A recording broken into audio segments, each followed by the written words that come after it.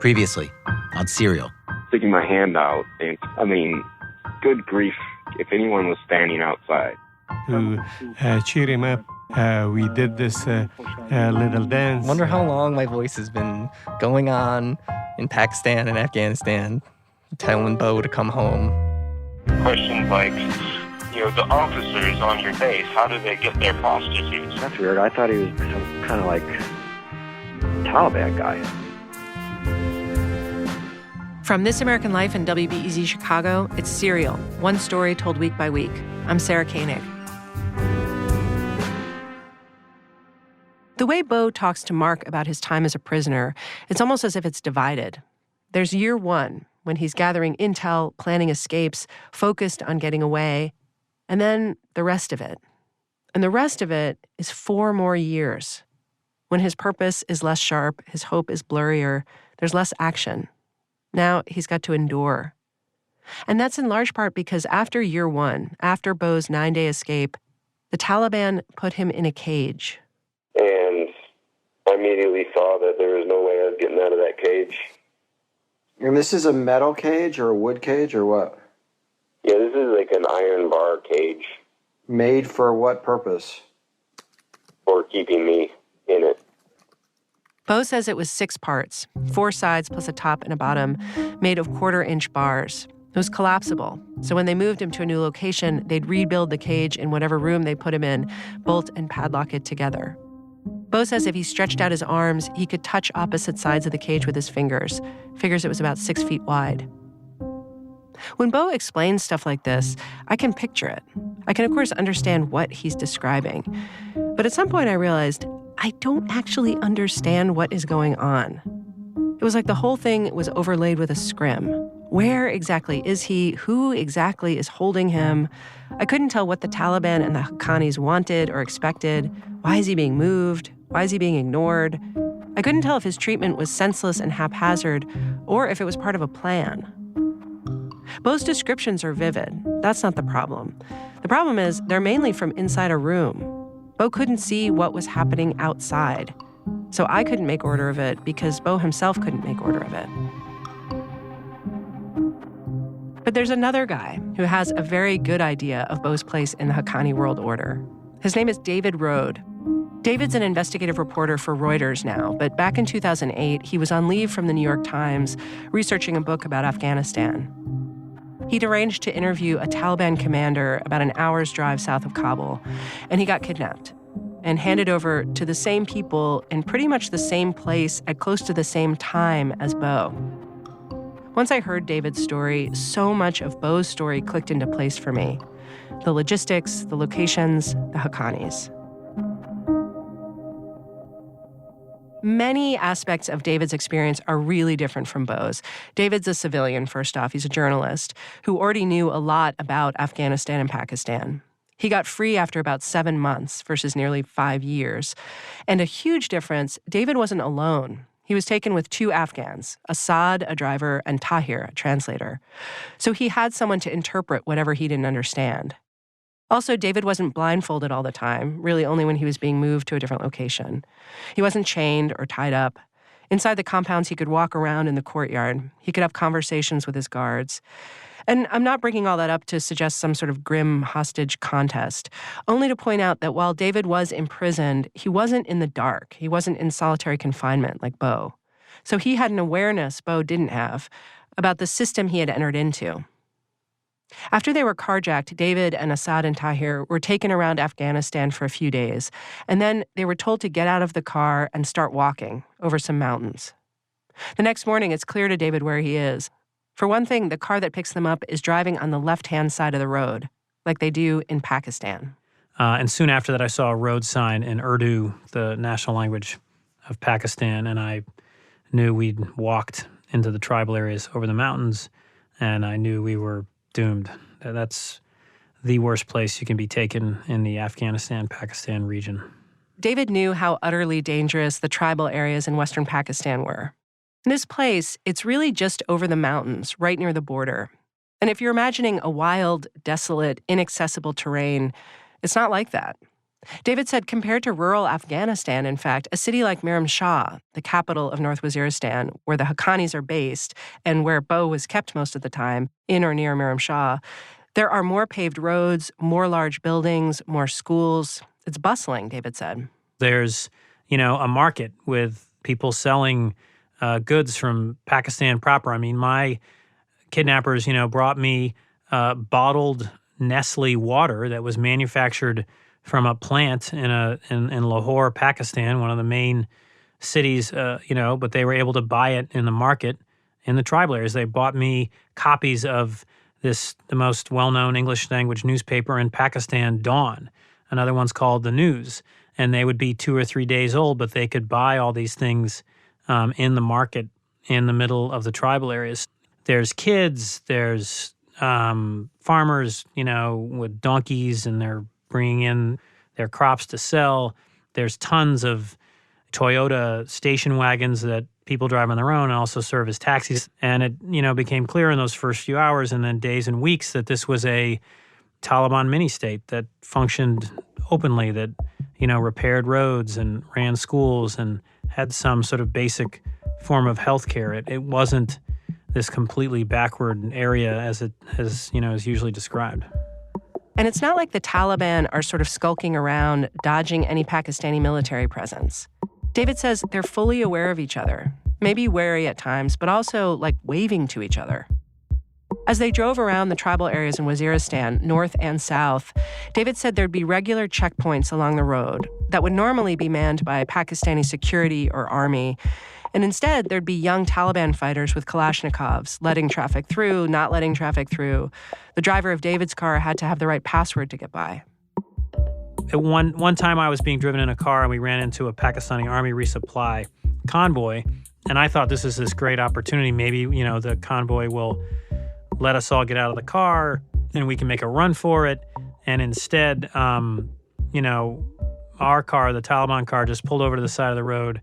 I remember in front of us was a car full of civilians. The civilians had to get out of the car and sort of put their hands up when the Pakistani army convoy went by. And the Pakistani soldiers did seem to be really afraid that there would be a car bomb or some sort of attack from one of these, vehicles on the side of the road, including ours. But, they just drove by us. They never forced us to get out of our car. And then the man driving my car, he was like the number 2 commander of the Haqqani network. His name was Badruddin Haqqani. He explained to me that the Haqqanis had agreement with the Pakistani army that the Haqqani vehicles just had to pull over to the side of the road, that no one had to get out of the Haqqani car. And in return, the Pakistanis would not inspect the car. And that, How did they know which is a Haqqani car and which isn't? No idea. I just remember, watching Badruddin Haqqani, the number 2 commander of the Haqqani network, smiling and waving to Pakistani soldiers as they drove by in their trucks. Oh my God. And my heart sinking when I thought maybe they were going to rescue us. Oh my God. So it's just the word just like impunity is just jumping into my head. It's a truce. So it's, and you can ask me the question 4 times and I'll try to give you a pithier version. But No. the easiest way to explain this is,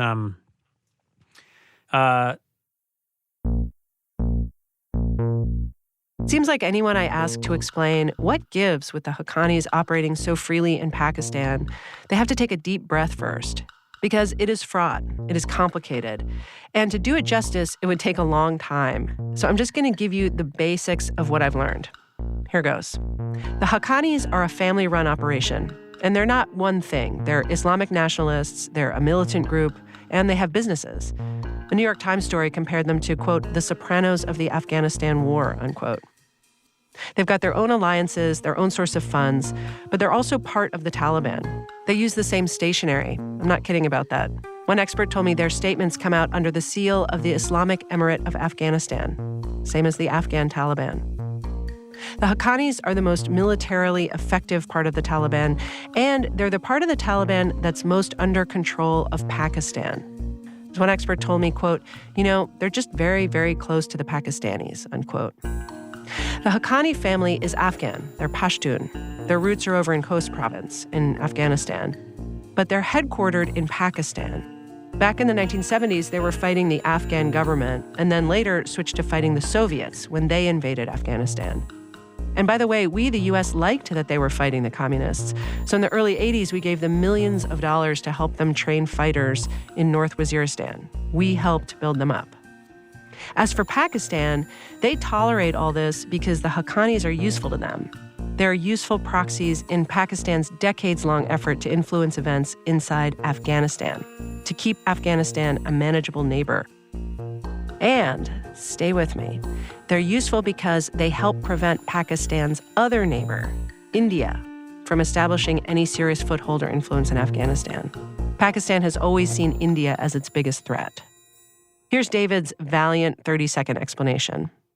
The Pakistani military, their goal is to stop India everywhere they can in South Asia. So the Pakistani government allowed the Haqqanis and the Taliban to operate because they saw them as allies. They saw the Haqqanis as a force that could allow Pakistan to remain in de facto control of Afghanistan and stop India from taking over Afghanistan. Right. I could say that in like 3 sentences instead of 10. No, I liked your 10. Those are good. And this is also important, the Haqqanis help Pakistan deal with the other Taliban in their country, the Pakistani Taliban. Because the Haqqanis have good relations with the Pakistani Taliban, but the Pakistani Taliban does not have good relations with the Pakistani government. So that was the situation back in 2009 when Bo and David were held by the Haqqanis. In the past couple years, though, Pakistan's strategy toward the Taliban has changed somewhat. They're bombing Waziristan, probably right now. If you've been reading the paper, maybe you're caught up on all this. If not, I have some phone numbers for experts you can call. David describes the Haqqanis as an incredibly disciplined, organized crime network. They were super careful not to use cell phones or communications devices that could be tracked. He said Badruddin Haqqani, one of the top commanders, would sometimes show up at a house where David was being held, and he'd be completely alone because he figured the drones overhead would be looking for a commander moving around with bodyguards. Like Bo, David and Assad and Tahir were moved all the time. As far as David can tell, the house-to-house system worked sort of like a franchise. Each family that took them would get some share in the prisoners, either some money, or maybe they had family members who were prisoners whom they wanted released as part of a deal to exchange David. We're in houses from 2 to 4 to 5 weeks at a time. And is there a logic to the moving that you can discern? Is it just like you just can't stay in one place for too long because you're going to be found out, or is it like? I think that, I mean, and again, I have this huge advantage because I have these 2 Afghans that have been kidnapped with me, and they're hearing all kinds of conversations. They're talking to the boys who bring in bread. And so, I was told now and then that families, would get tired of holding us because it was very dangerous for them. Everyone was very afraid there would be a drone strike to kill me and that all their family would be killed. When they held me in densely populated neighborhoods, it was because the nearby children they hoped would prevent, the U.S. from carrying out a drone strike to kill me because it would kill so many civilians at the same time. Are those like Haqqani family members? Are they who are those people who are keeping you? Or do they just bust into anyone's house and be like, all right, we're going to hang out here for a while and you're going to put up with it? I think they only kept us in the homes of commanders and families that they felt they could trust the most because they were constantly terrified of spies. They were rounding up local people and accusing them of guiding drone strikes and hanging them. Oh, my God. The young guards, particularly when we were staying in the intelligence commander's house, would come home every day with the cell phones and possessions of men they had executed that day for being spies and guiding drone strikes. And is that, did you know that at the time, or is that something you understood only later? No, they told me. I mean, I was learning all this stuff through Tahir. At one of the last houses David was held in, he met Mullah Sangin, the guy who'd later take charge of Bo's custody. They only had one conversation, but David said Sangin made an impression. He seemed more radical than my guards. He was, deeply incredibly and sort of angrily anti-American. And I can check. I think that there was a joke one of his men made about killing me or chopping my head off or something like that. It was much more aggressive than other commanders. Oh, really? The execution videos, the sickness, the constant toying with you about whether they're going to let you go, whether they're going to kill you, and the cultural chasm between us and them. David talks about all that, and it echoes so squarely with what Bo says. As my captivity went on, they were more and more angry at me because they weren't getting the money or prisoners or fame they wanted. And they sort of became more and more disgusted with me that I was sort of dirty because I was a non-believer, because I wasn't Muslim, I was impure. Mm-hmm. And the reason I was having stomach problems and diarrhea was because, I wasn't a Muslim. It wasn't because of the conditions we were being held in. And eventually they sort of, ordered me to stop washing dishes. That was one of the things I did to sort of appease them and stay alive. And then they stopped wanting to eat near me because I was this sort of dirty animal in their minds. And in one of the more amazing moments, there was an older man. He came in and he sort of lectured the younger guards that they shouldn't see me as dirty. Oh, really? And he said, David is God's creation. And he took this, he said he would take this piece of bread he was holding and I could eat it. David can eat this piece of bread and take it out of his mouth without swallowing it. And the man said he would take that piece of bread and then place it in his own mouth because that's what the prophet taught, that you should treat all humans humanely. God, that's so interesting. Why do you think he cared how they thought of you? Well, I think that, this is the moment. There's a civil war in the Islamic world for the interpretation of this faith. And I saw examples of the moderate Islam I saw practiced in Bosnia and Pakistan and Afghanistan and Iraq. So there was this one older man who said that to them, but he was surrounded by these young, deluded men whose whole identity was, that there was only this strict interpretation of Islam, that anyone who didn't follow their interpretation of Islam deserved to die. Anyone who lived, they literally told me that anyone who lived under the Karzai government in Afghanistan or the Musharraf government in Pakistan were non-believers and deserved to die. Muslims. Right. Those are infidels as well. Everyone. And they were worse. They hated my two Afghan colleagues more than they hated me because they were munafiqeen. I can't remember all these words anymore, but they were traitors. Did you ever have substantive conversations with anyone who was holding you about Yeah, in the first 3 days, it was all about the war and why the Americans had come and 9/11 and my book. And, I told them about the reporting I'd done in Bosnia, exposing the mass executions of thousands of Muslims. And I remember after I told them about my reporting in Bosnia, they said, that's good. That means you're worth more money. Oh, man. You're like, that's not the point of my story. You missed it. But there was no, it was, there was no kind of rational conversation.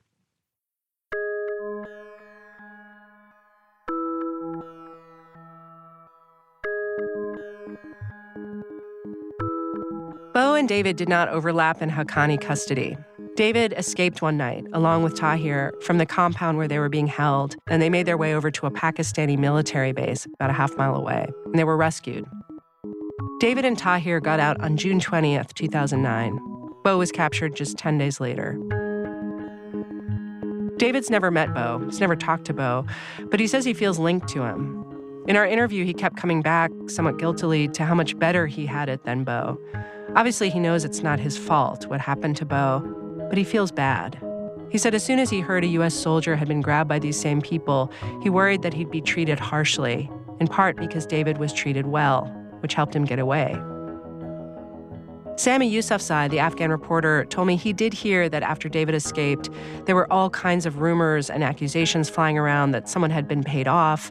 There's infighting between the Haqqanis and other Taliban, that the Haqqanis couldn't be trusted.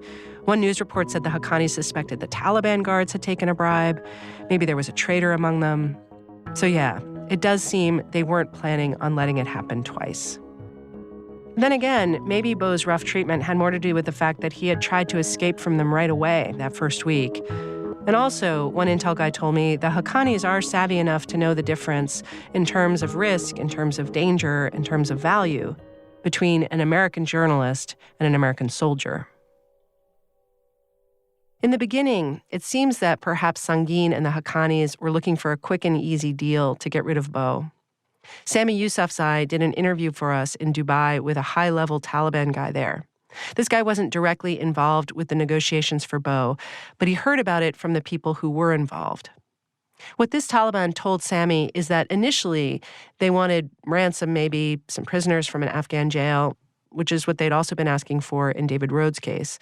But then somehow the Taliban gets word from the Americans, and it's not clear how or from whom exactly. But the story is they get word that the Americans aren't going to pay ransom, which was true, by the way, and furthermore, that they're not going to free any prisoners because they're not too concerned with getting Beau back. That if they can tolerate the deaths of hundreds of American soldiers in Afghanistan, one soldier in captivity isn't that big a deal for the U.S. Army. And this message, if it really came, but apparently Sangin got upset. And his position was, well, then why are we wasting our time and our resources? Let's just kill him. And that's when this guy told Sami that someone, a well-connected person in Pakistan, told Sangin, don't kill him. Sit tight. Don't worry. Keep the guy. This is a worth deal. Don't get upset. Don't lose your patient. Stay. This is an important prison. And after that, they say, okay. The Haqqanis are willing to wait, which means Beau also waits. One defense official told me, if you could set aside the circumstances of Beau's capture, which of course you can't, but if you could, Beau would be a huge success story for the Army. This 23-year-old kid with no training manages not only to survive, but to resist as a POW. And most extraordinary, perhaps, he does it alone, in isolation. There's no one else in the recent history of the Army with a story like that. Terrence Russell, Beau's principal debriefer, testified at a military hearing in September. Russell is an undisputed expert on this stuff. During his career, he's debriefed or interviewed about 125 POWs, possibly more than anyone in the country.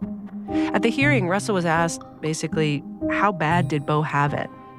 And Russell said you'd have to go back to the jungle camps of Vietnam to begin to compare. Quote, Sergeant Bergdahl's experience, and I don't know, sir, that I can give you a percentage, but his experience ranks at the same echelon of the most horrible conditions of captivity that we've seen in the last 60 years, unquote. After Beau was rescued and they took him to a hospital in Germany, Beau asked them to take the clock off the wall in the room he was in. He couldn't deal with time, seeing it delineated like that. It had taken him years as a captive to wean himself off of time. Often when he was locked in whatever room, there might be a light on all the time or not at all. The clock and the calendar became bendy and troublesome. Months and days, weeks or months don't really matter because the only thing you can really understand is how long the seconds are lasting. I mean, that's what hits you the hardest is just the seconds. What do you mean? It's just, you're not in tomorrow. You're not in next week. You're not in next month. You're in this second. And it can last an eternity. I was feeling every second and the fact that there was nothing there. I mean, you can forget about time when you were able to distract yourself with reading a book or doing something that concentrates your mind. But when you don't have any of that, you're just sitting there, and it turns into, a repetition. Like, your mind turns into a broken record almost, looping, because at some point you have only so much to think about. Right. You run out of ideas. Yeah. And in that situation, there's only certain things that you're going to think about. Such as, will I get food today? Who will give it to me? Why did the girl who gave it to me yesterday look annoyed? Why aren't they giving it to me? Is there something I can do to make them give it to me, but not make it look like I'm trying to get it? And by the way, depriving someone of any discernible schedule is a time-honored method of keeping your prisoner compliant. Bo said it was maddening, the obsessive thoughts. Maybe he'd do an Abbott and Costello bit in his head, or that line from the Johnny Cash song, "I fell into a burning ring of fire." He said he couldn't remember the rest. Or he'd look and look and look at the room around him, not in search of something new, just because that's all he had to look at. I'll look at one thing and then I'll look at another thing, and I'll just keep looking back and forth for different things. Just keep scanning the walls, just keep scanning whatever it is, the doorway, the cracks, and in the darkness, you're looking at shadows or you're not looking at shadows. If it's too dark, then you can't see anything, but you're still moving. You're still kind of, you're looking at your hands, but you can't see your hands, so you're touching your face.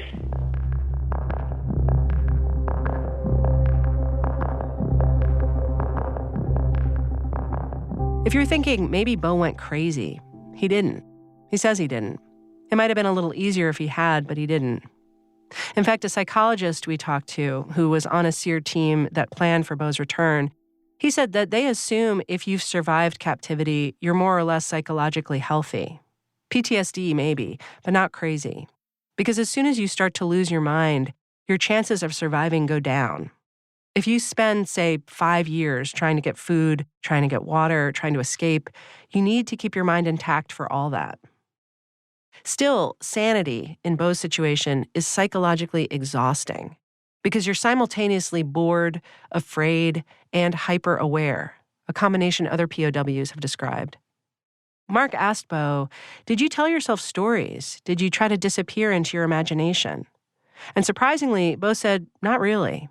In fact, he said he'd force himself to stay in the present, not succumb to what he calls his fantastic storybook tendencies, since that's partly what got him in trouble in the first place. And anyway, even if he'd wanted to drift off, often he just couldn't. He says he didn't have a choice about it. Pain, he said, is a great distractor. He might spend an entire day just dealing with his feet, or the cramps from dehydration, or from starvation. His body was demanding his full, immediate attention. Bo says even when he was kind of ready to give up, his body was stubborn, nagging, doing its own thing. I'll tell you that only reason why I'm still here is simply because my body didn't quit. When food came, he ate it. His body just took it. He'd be so cold, but his body would struggle to get warm. When they moved me around, they'd put a girl's dress over me, and then they put a burqa over me.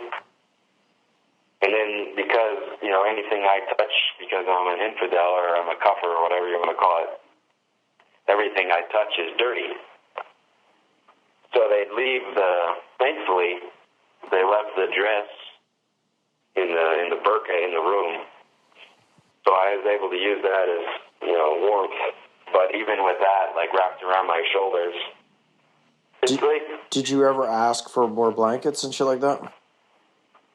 I never asked for one, but there was a guy who was, he wasn't a bad guy. He ended up giving me an extra blanket.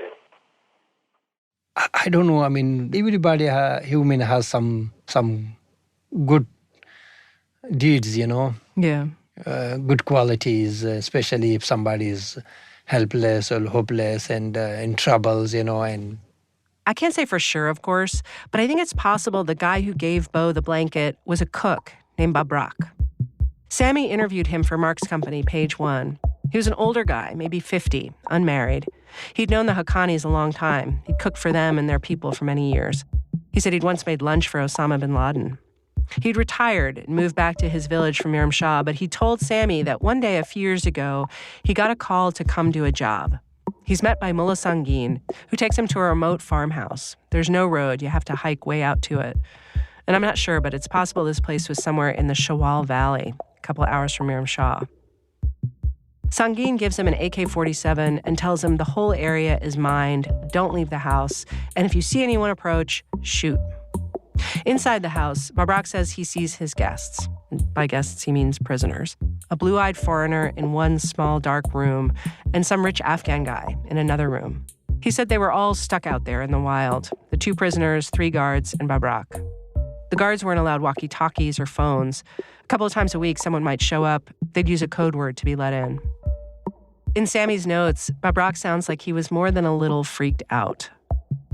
He says, the only thing we could hear there was noise of drones, dangerous animal cries at night, and scary, deep darkness. Yeah. Yeah, I mean, these mountainous at nighttime is quite scary, you know. It's very scary. They have all kind of bad animals. And drone is 24-hour, like, making buzz, buzz, buzz. And they were worried, you know, maybe there's a raid or something, or, you know. But they could not leave everything like that, you know, because they were trusted by the commander. Babrak's first menu, he said, was potato with gravy, yogurt, and naan. He said they kept one plate aside for Bo, since he wasn't Muslim. No one else would eat off that plate. Babrak said the Afghan prisoner was chatty and funny, but that he couldn't communicate with Bo. He could see, though, that Bo wasn't doing well. Wasn't eating much, which is an insult to the cook, by the way.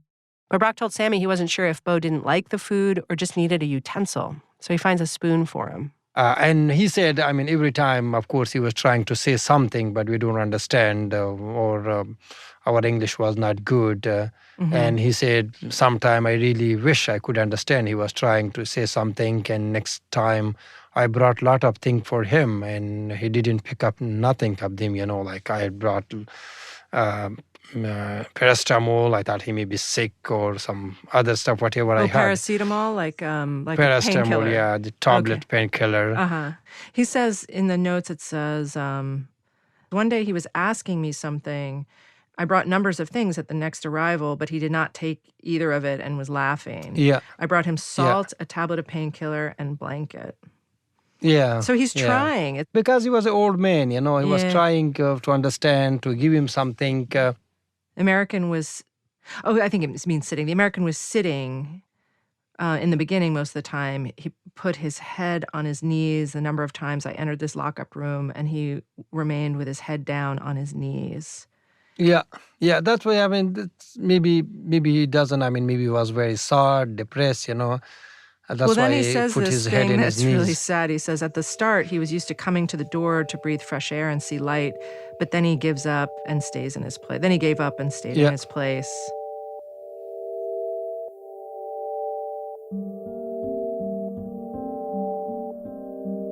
There are lots of images out there, many of them horrifying, of captives, usually Westerners, about to be executed, wearing orange jumpsuits a la Guantanamo Bay. The symbolism is so clear and so loud. But until I heard Bo talk about his captivity, I hadn't realized just how present Guantanamo and other U.S. prisons are for these guys, that it comes up all the time, not just in displays of broad political theater. The topic is woven all through Bo's story, and in David Rhodes, too. Sammy talked to another guy named Badr Zaman Badr. Both Badr and his brother, Abdul Rahim Muslim Dost, they each spent a few years imprisoned at Guantanamo. According to what Badr told Sammy, his brother, Muslim Dost, met Bo in 2010.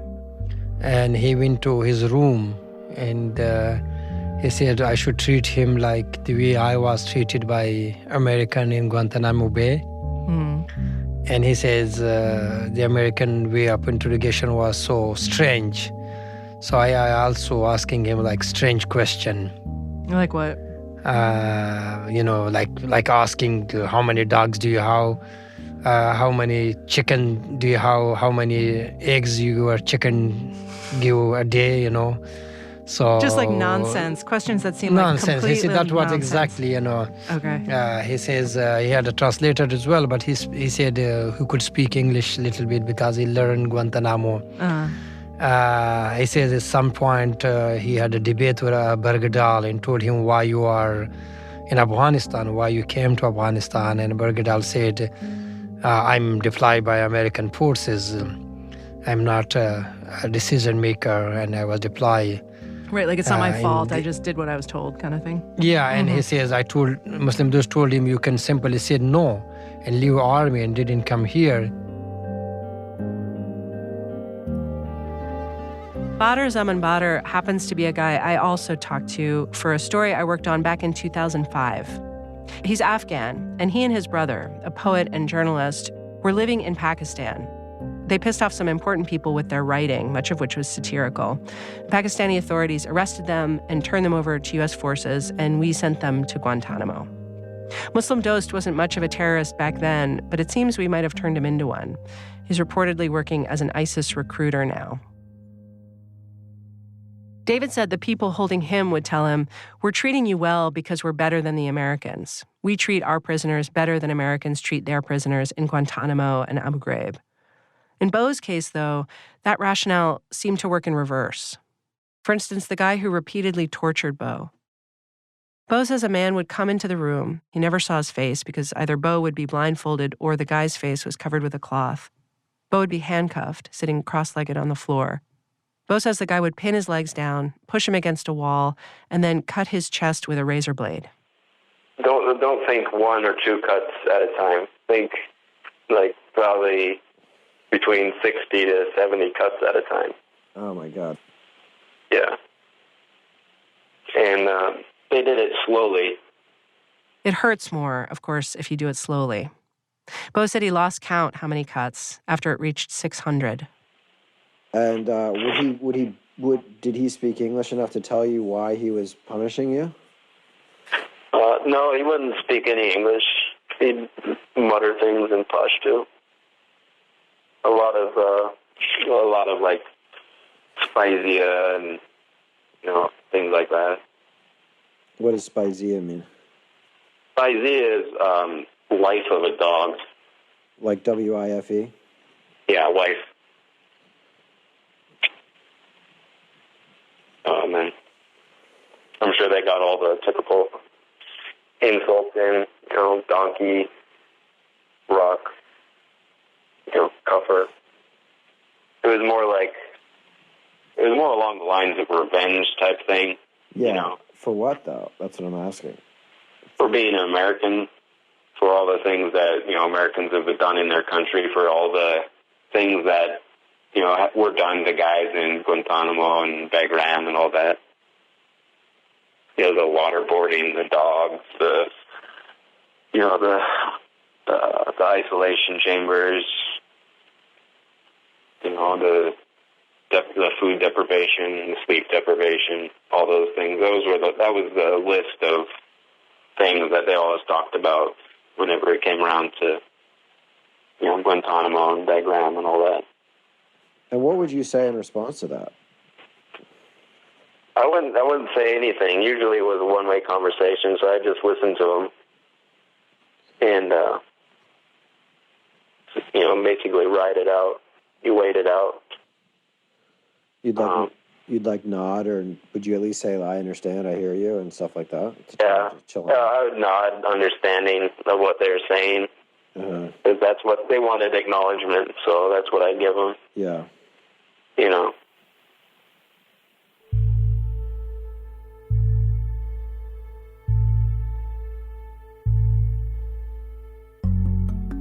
When Beau was in the cage, and again, it's a metal cage padlocked together, he still made one last impotent attempt at escape. He says he did it because he was so angry. He could not stand the idea of these guys winning. He says it was in his second to last year. One of the guys that spoke English came to tell me, he basically came to laugh at me, and he was like, in order to exchange you, the Taliban is waiting for all the prisoners in all the prisons to be, all the Muslims around the world to be released. And he came there to just mess with me. So I got really angry about that. And so, what they had done when they moved me to this last place was they actually put particle board down in the cage floor so that I could actually walk around. After the guy left, Beau decided to risk lifting the particle board away from the cage floor. He'd realized the only flaw in the cage was the shoddy welding down there.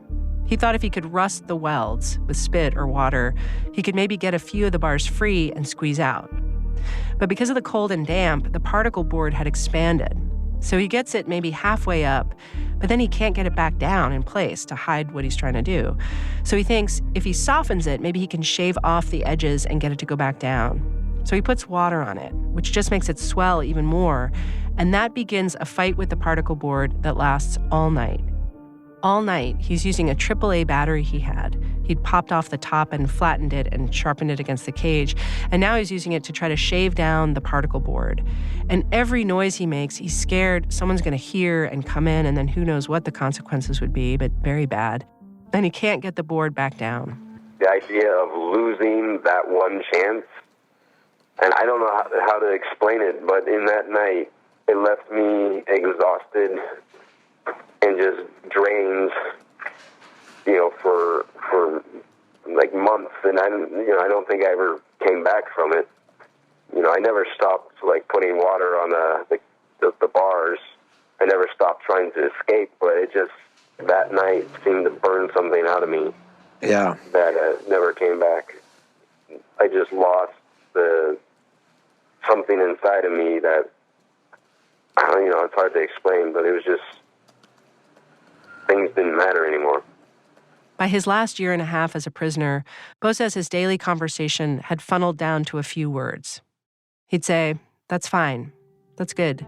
Or he'd say, "Okay," or "Understood." That was it. In 2011, a diplomat named Mark Grossman came in as the State Department's special representative to Afghanistan and Pakistan. At that point, the U.S. government knew Bo was with the Haqqanis in Pakistan. Grossman said he'd often bring up Bo with the Pakistanis in those years, in meetings with the foreign secretary, the prime minister, the president, the army chief of staff. According to Grossman, their response was consistent. "We're sympathetic. If we hear anything, we'll let you know. We'll do what we can." It makes you wonder, what were we doing to get Bo out? How hard were we trying? You had a bureaucracy that was broken and a feeling of, well, he's a traitor anyway. So to me, that was probably the most destructive part of getting him home, was just that conclusion, oh, he's a traitor. Next time on Serial. Serial is produced by Julie Snyder, Dana Chivvis, and me in partnership with Mark Bohl, Megan Ellison, Hugo Lindgren, Jessica Weisberg, Page One, and Anna Perta Pictures. Ira Glass is our editorial advisor. Whitney Dangerfield is our digital editor. Research by Kevin Garnett. Fact-checking by Michelle Harris. Copy editing by Anahita Lani. Our music is composed by Nick Thorburn, Fritz Myers, and Mark Phillips. The show is mixed by Kate Belinsky. Kristen Taylor is our community editor. Other Serial staff, Seth Lind, Emily Condon, Elise Bergerson, and Kimberly Henderson. Special thanks this week to Tamar London, Glenn Palmer, Barney Rubin, Robert Cruz, Kevin Danaher, Tim Montagnol, Mark Rabenhorst, Alex Tate, Dan Markey, and Jeff Mann. Our website is serialpodcast.org. And this week, we've got a great 3D map that flies over North and South Waziristan, part of the tribal areas of Pakistan where Bo was held. If you want to know more about David Rhodes' kidnapping and escape, he and his wife wrote a book about it called A Rope and a Prayer. You can find a link to it on our website. Again, that's serialpodcast.org. Stay tuned for a preview of our next episode. But first, Serial is a production of This American Life and WBEZ Chicago. Coming up on the next episode of Serial. We're talking about a recovery situation that was so complicated that nobody knew how to even begin to unravel it. Our niche job is to find hostages. If you just want a few examples, NGA, DIA, CIA, FBI, NSA. There had to be some political pressure to make that happen. And that's where you come in. I want to know everything about, potential terrorist network here. What do the captor networks look like? Where are the likely places that they would take a hostage? So anyway, I did pick up, and he's speaking in Pashto. It was very obviously I was not able to understand it, except for he said, Berdal. That's when I went, oh, crap.